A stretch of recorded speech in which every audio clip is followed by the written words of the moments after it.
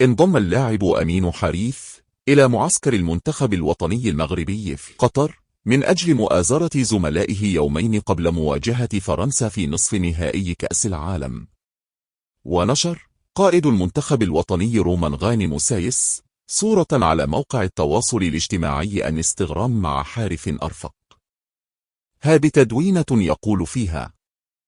أخي بيننا أخيرا الله يشفيك، هذه المغامرة لك أيضا، لا ننسى دمك.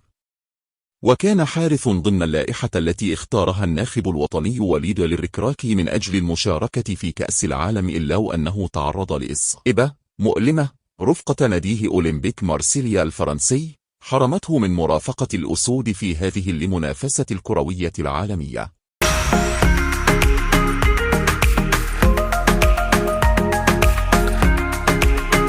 قال الفرنسي هيرفي رينارد مدرب المنتخب السعودي إن المنتخب المغربي استحق الفوز والعبور للدور النصف ألف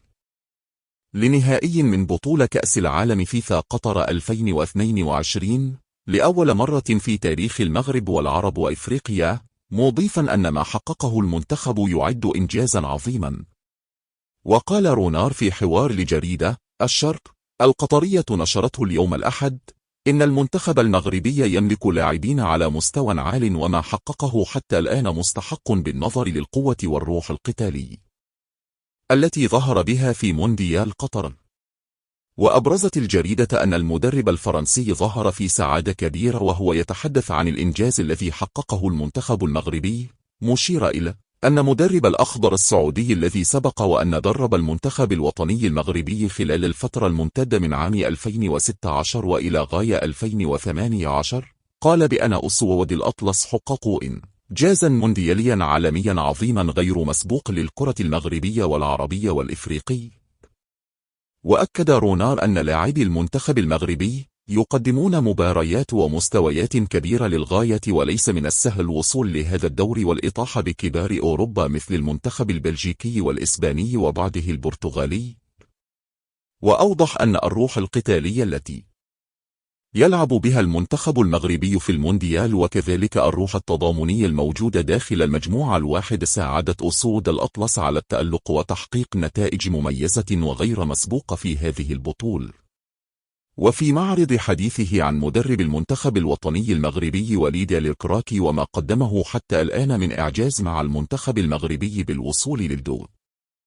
النصف النهائي بالرغم من إشرافه على المنتخب المغربي قبل شهرين فقط من انطلاق المونديال، رد مدرب المنتخب السعودي قائلا: شكرا للمدرب وليد الركراكي على العمل الكبير والجبار الذي قام به مع المنتخب المغربي في نهائيات كأس العالم، والشكر كذلك لاعبين الذين عملوا معه بجد وطبقوا تعليماته، وهو ما جعل المنتخب المغربي واحدا من أقوى المنتخبات في البطولة. وخلص رونار إلى القول إن اللاعبين قادرون على تقديم الأفضل، وهذا ما أتمناه في الدور النصف النهائي الذي سيكون في غاية الصعوبة.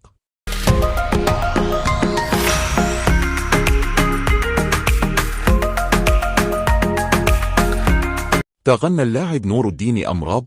النجم السابق في صفوف المنتخب المغربي بقدرات الناخب الوطني وليد الركراكي،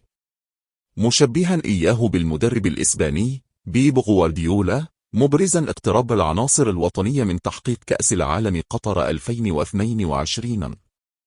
وأضاف أخ اللاعب سفيان أمراب: لقد أبدع في كل خطة وضعها في المباراة بخصوص توقيف هجمات الفرق الأخرى والعمل على إيجاد الفرص. حتى اليوم حظينا بالعديد من الفرص السانحة للتسجيل وتعميق الفرق